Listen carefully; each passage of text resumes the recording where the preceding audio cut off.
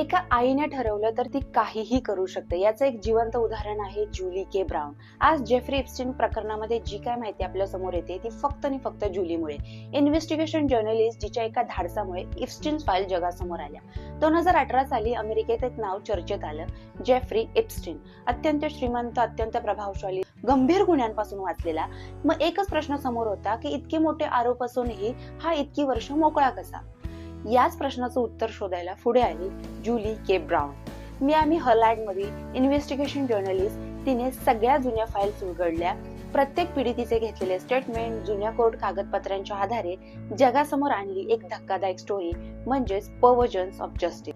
वयाच्या 40शीत single Maugham आणि कामाचा ताळमेळ बसवताना, प्रभावशाली आणि श्रीमंत लोकांशी डील करताना झालेली ओढाताण, मानसिक आणि आर्थिक खच्चीकरण, दररोज येणारे धमकीचे कॉल सहन करून 2017 ते 18 मध्ये ती लढत राहिली. तिच्या एका धाडसामुळे एप्स्टीन आणि एप्स्टीन सारखे बरेच राक्षस जगासमोर आले. जेफ्रीच्या मृत्यूनंतर सगळं काही संपलं असं वाटत असताना ही तर नवीन सुरुवात होती, जी आणखी नवीन चेहरे जगासमोर आणणार होती.